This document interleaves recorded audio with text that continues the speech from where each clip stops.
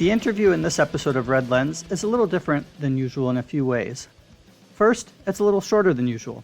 Hopefully you'll appreciate the merciful length. Second, I recorded it in person rather than online like I usually do. So I used different equipment for the recording, which makes the quality probably a little different. I'm guessing it might be a little worse, but hopefully not noticeably worse. I recorded the interview while I was in Washington, D.C. in June for a series of benefit concerts and other events commemorating the 40th anniversary of the punk scene activist organization that I was part of many years ago called Positive Force DC. Third, this is a little different because this isn't an interview with a photographer or videographer per se, and it includes more guests than usual.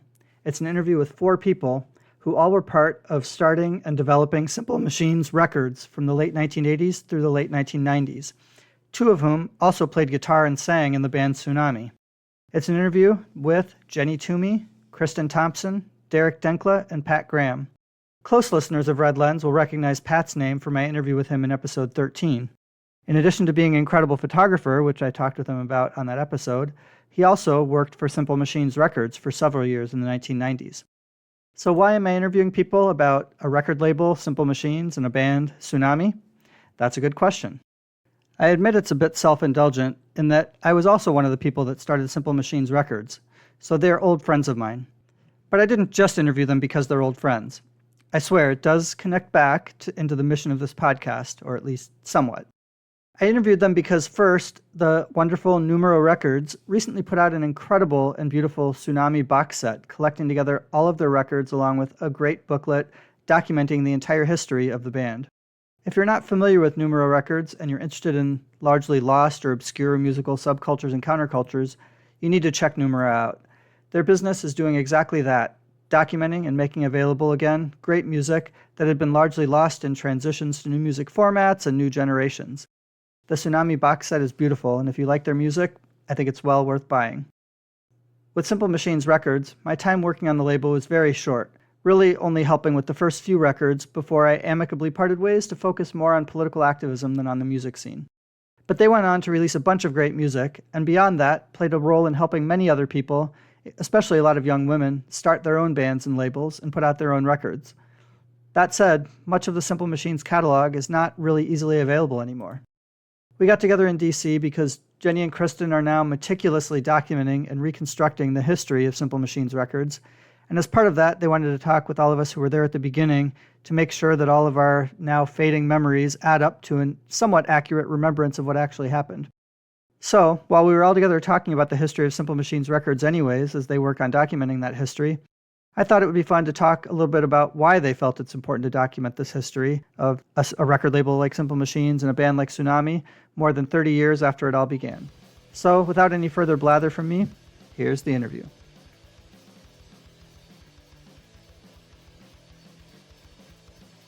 First time this group of people has been together in decades, and just wanted to take the opportunity to talk a little bit about documenting history of different cultural and social and political movements. We're here for the Positive Force DC 40th anniversary. That's the organization that kind of brought us all into the same orbit, and that one of the directions that orbit went was starting Simple Machines Records, the obviously best band on Simple Machines, Tsunami.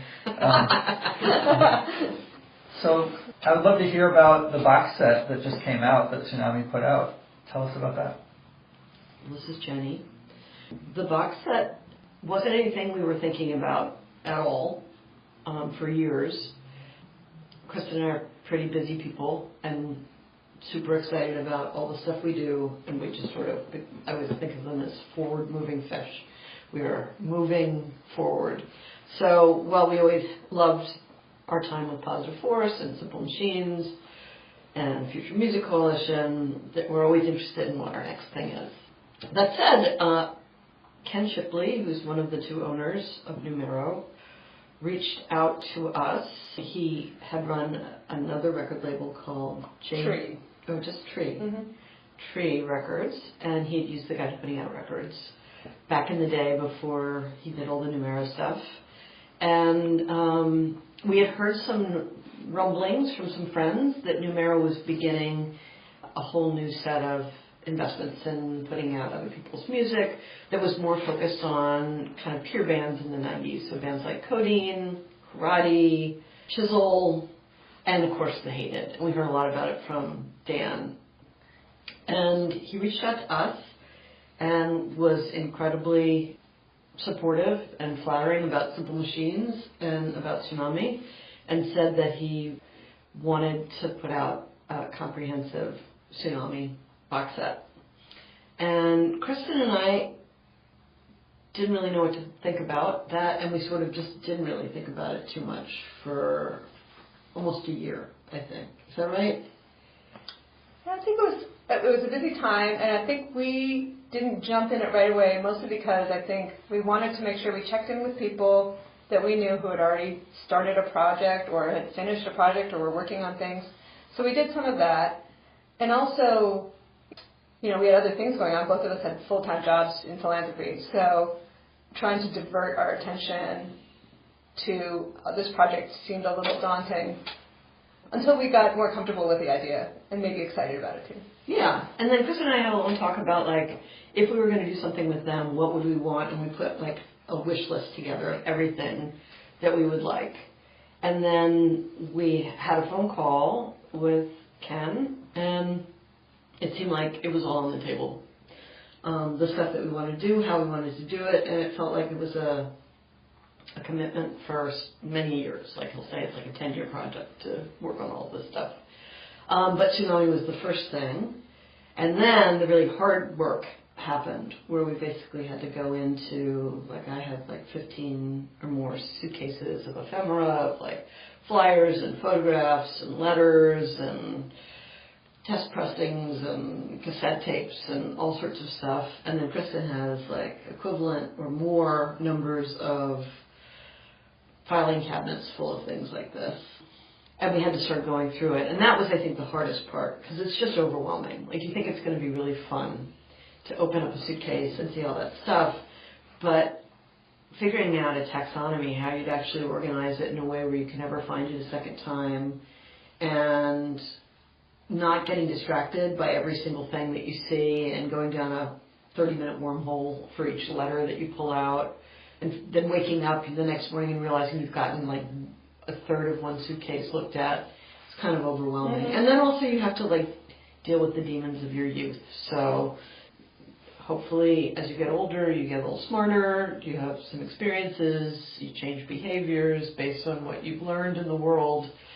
And having to go back and look at all of that stuff is the stuff that I found the hardest, which is just like, the joke I always think about it is it's like a horror film where you watch your younger self saying like, oh, I hear a noise in the basement. I'm going to go down and check what's going on in there. And you're like, no, don't go down there. Do not go on that date, or don't, do that thing.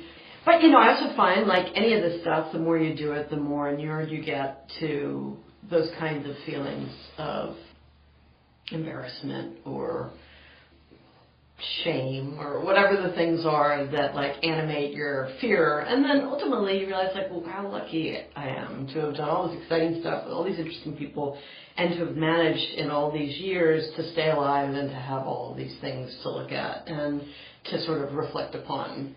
So we still have a lot more work to do with that. But with Tsunami, it was like the first jump into the freezing cold water of who were we 40 years ago or 35 years ago. Yeah. I mean, the things if you step back for just a minute about the projects, you're thinking, wow, Tsunami got a lot done in like 7 years. Mm-hmm. Just like the number of songs written, the number of shows we played, the number of sort of elaborate things that we attempted, many things going overseas or playing Lollapalooza or doing MTV, like this like very weird mix of things, which is in hindsight you're like, wow, we got a lot done in that time period. So being able to collect it all together was really great. I think one of the great things about the box set too, besides just bringing Pat in with his photos, but also reconnecting with some of the peer writers that did the essays that are in the book. So each person took a record and talked about it or talked about live performances, just to like think back themselves about what they were doing at the time or what this record meant to them or what it means to them now.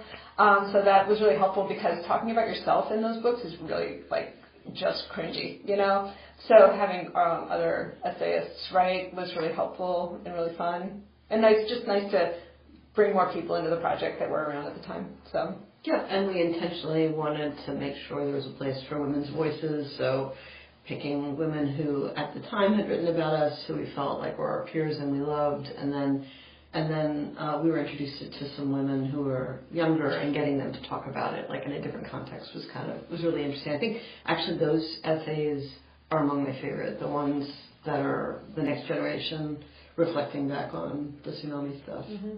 Yeah.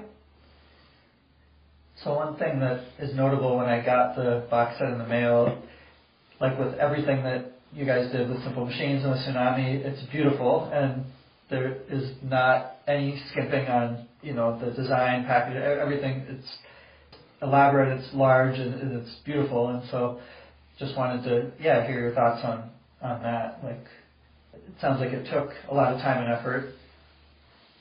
Well, we leaned really a lot on two designers, Farbad Kokabi and Emily Sneddon, who were brought in by Numero to propose what the box set could look like, and they did so much work to like, we see a little of this and a little of this, and like they put together these visuals for us to look at, and we're like, oh my god. And so they were really kind of understood the Tsunami aesthetic, if you will, so I think they did an amazing job. And so a lot of the stuff, once we got through like bringing up source material, they really took the ball and ran with it. So it was really great to see other people's perspective on what Tsunami looked like. I thought they did a great job. Yeah, and I just assumed that Kristin was going to do the artwork for it, and but we were also overwhelmed. We both had these big jobs that we were working, and when Ken suggested Farbad, I went looking at his stuff, and there was one moment where I knew he'd be the perfect person, which is like on his website, he had his own label, it was a cassette label, and he had done this very specific thing where the J cards had a hole punch that was in the spine of it with a second layer of color underneath it. So it's like this level of this sort of human mechanization of the things, which just really felt very Simple Machines to me. And it was also like there was like a triangle hole punch for one of the ones, there was a circle for one, and there was a square for one, and it was just like thinking about how to play with something as simple as this to make it really special, which really I think was the aesthetic for Simple Machines, because we didn't have the money to make everything look beautiful. And Southern helped us make some very, very beautiful, complicated things at times.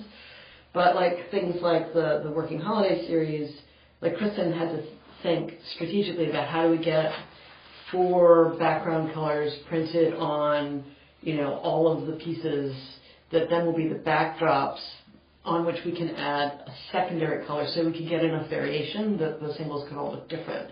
But we wouldn't have to pay individually for each one of the singles because that cost would have been extreme. So just like, I loved the sort of thriftiness, and also he really liked fanzine culture, but he was situating in all of these movements that we didn't know anything about, these artistic movements. So it was and we love to collaborate with people anyway, so it was really fun to have people who came totally, with their A game and excited. Mm-hmm.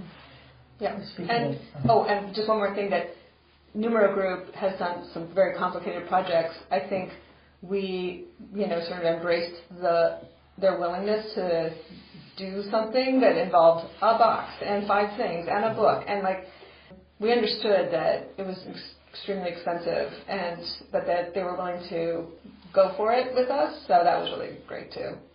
Yeah. So when you said, when you use the word collaborate, that brought to mind, so you didn't just put out this box set, you did a tour, playing music again, and you're here in DC doing a show. Do you want to talk about the show that you're playing here in DC and how that sort of brings things back full circle to Positive Force and this sort of community that involved activism as well that helped birth Simple Machines and Tsunami? Sure. So we're going to be playing tomorrow night at the third of 4 nights that are the Positive Force 40-year anniversary shows. And, people who aren't from DC don't realize that like 50% of the shows happened in all ages venues, not just the larger like Black Cat or 930 Club that negotiated with musicians and kids to let them be all ages shows, but like a lot of these shows were like in churches, were benefits. And so I went to the first of these shows last night, and it's in a church that has been being used by Positive Force for 40 years, and that was the thing that was just sort of most striking to me, that like my 40-year-ago self was in this room having my brain cracked open by punk rock and activism. So it's really nice. Tsunami didn't know we'd be able to play any shows. When Numero asked us to do the box set, our first step was to test drive whether we could even try to play any songs, and we just pulled some amps out and tried. And it didn't sound great, but we thought with some time we could actually revive these muscles. And then we got to do this incredible tour, touring with Ida, and Dan Littleton was in one of the first bands that I was ever in, called Choke, with my friend Derek, who also started Simple Machines. And so all of it felt very full circle and very natural. Also, Ida were putting out a box set so we could compare notes through the whole process. Letters and journal entries and cassettes are all coming out of the suitcases and being shared among ourselves about I found this letter you sent to me when I was in England, or these kinds of things, which is exciting. But the idea that we're ending this run of shows, we did all those shows ourselves that were more in regular clubs, but to do the last one here really feels like, it'll be the last show we probably play for another year or something. Maybe if we're lucky we'll play again before that. But having this be the last one feels kind of like a perfect bookend to all the work that went into turning these old lady fingers and this not rubber band voice back into punk rockers again. So yeah. And then I'll just ask one more question, and we'll have this be a brief interview, give people a taste, but not a whole meal necessarily. Why do you think it's important to document the things that you did in a band that existed decades ago and with the record label that you poured your souls into for a decade and hasn't been around for a while? Why is it important to document that to you?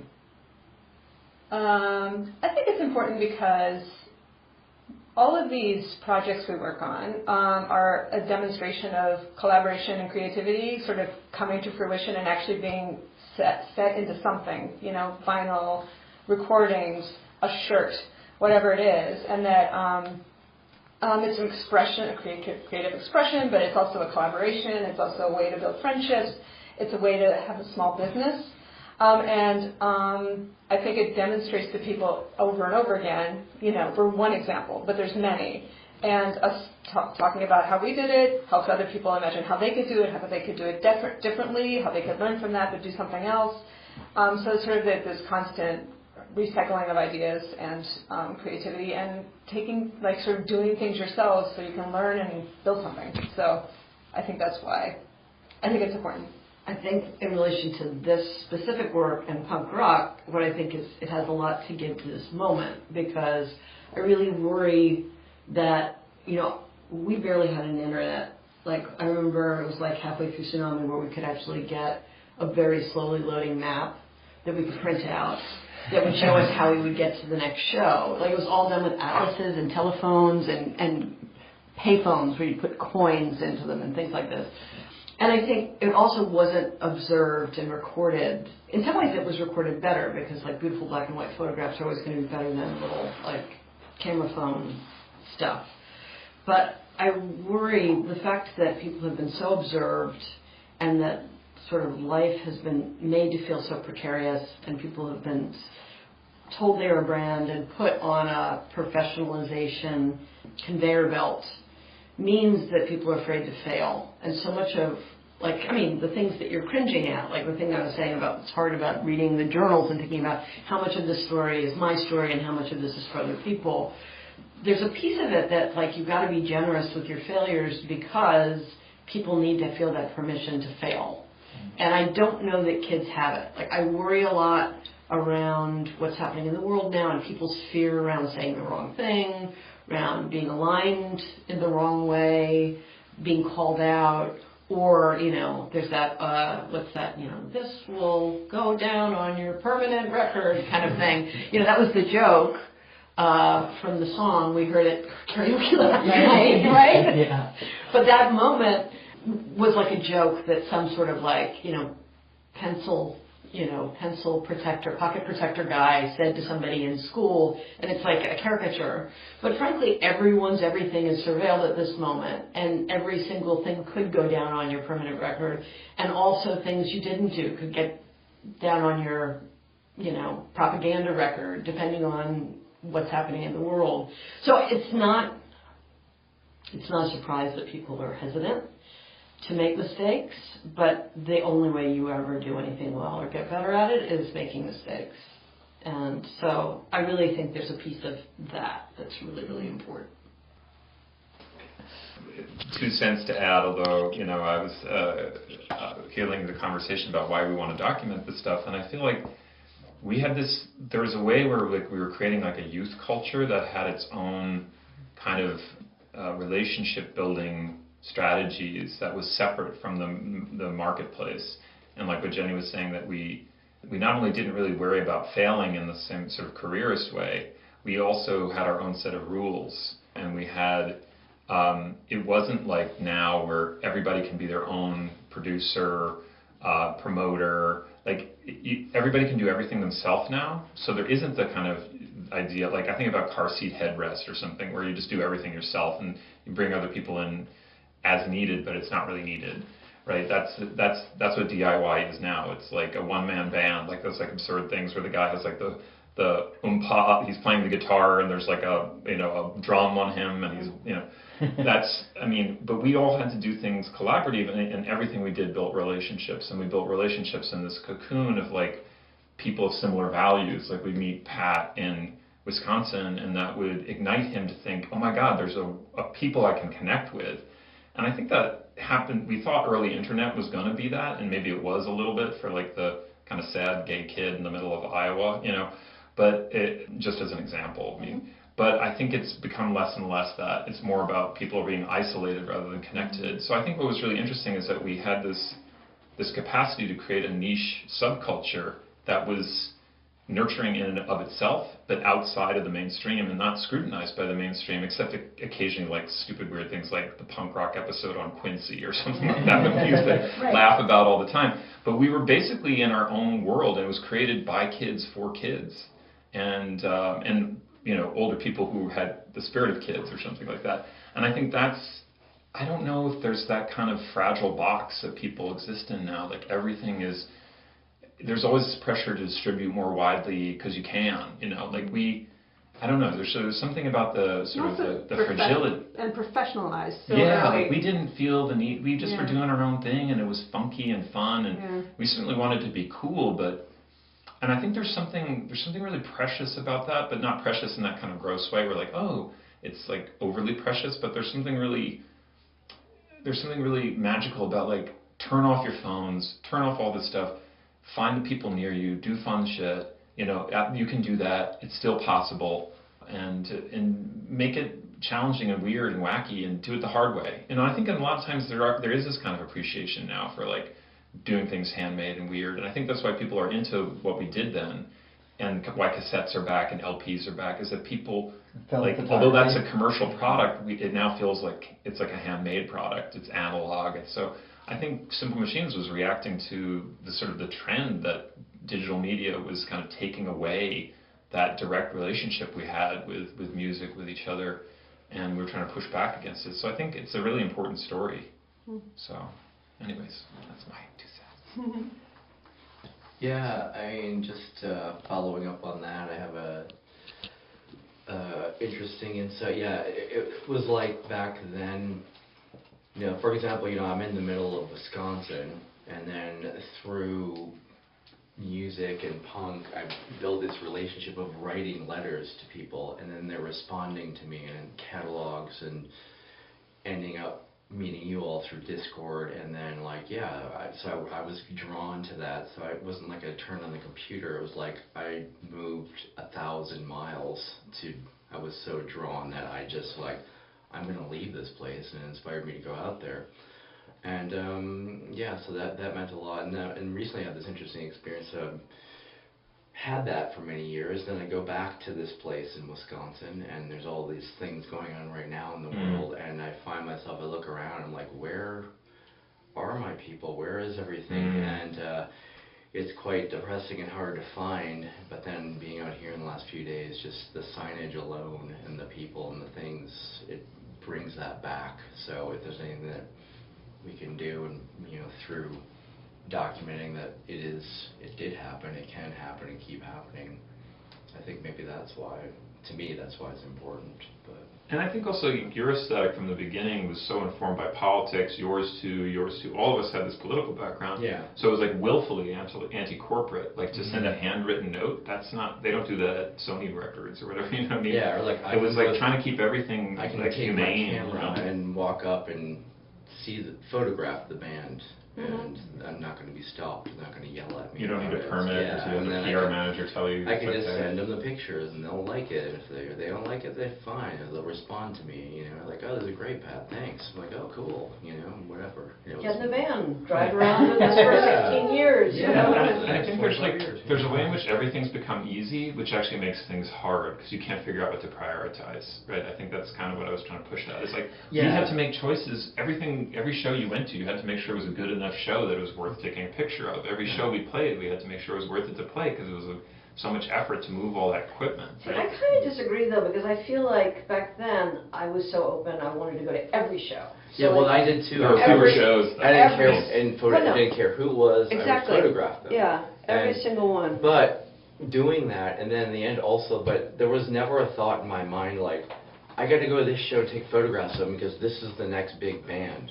Or I've got to do this because it'll result to this in my career. I never had that thought. Wasn't thinking I'm going to move 800 miles away because Cymbal Machine's going to be huge and Fugazi is I'm going to make a lot of money selling Fugazi photos. It was just I love this thing and I'm going to go after it, and that was it. So it's just and I wouldn't encourage people to do that now because they'll just end up like me. That's not so bad. I'm just kidding. It was a joke.